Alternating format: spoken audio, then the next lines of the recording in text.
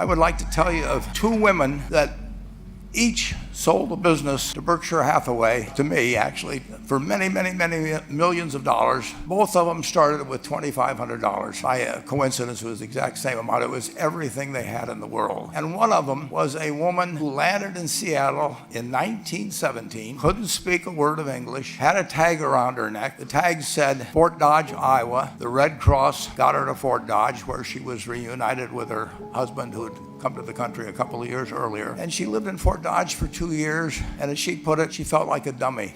She couldn't pick up the language. She couldn't learn a word. And so she and her husband decided to move to Omaha. They came to Omaha in 1919, and there she found a small colony of Russian Jews, so she started feeling more at home. And then as her oldest daughter went to school, she would come home, this daughter, Frances, and she would teach her mother the words she'd learned in school that day. And this woman, Rose Blumkin, spent 20 years saving money, bringing first her siblings over, her mother and father, $50 at a time. She sold used clothing to do it. She had 4 children during this period, and by 1937, after 20 years, she'd saved $2,500.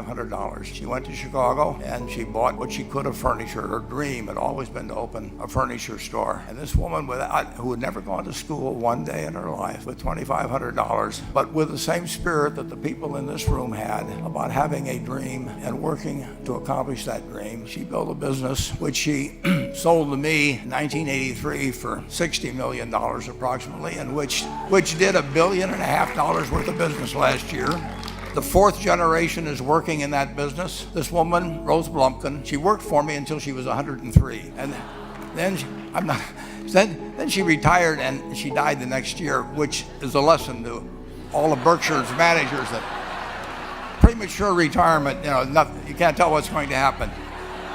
But Mrs. B, with her $2,500, one further fact about her, she could not read or write. And she went into a furniture business, and she didn't bring anything unique in furniture, but she brought a determination to succeed. She knew she could outwork anyone else. She knew she cared about her customers. She worked at very low gross margins, but she built this incredible business.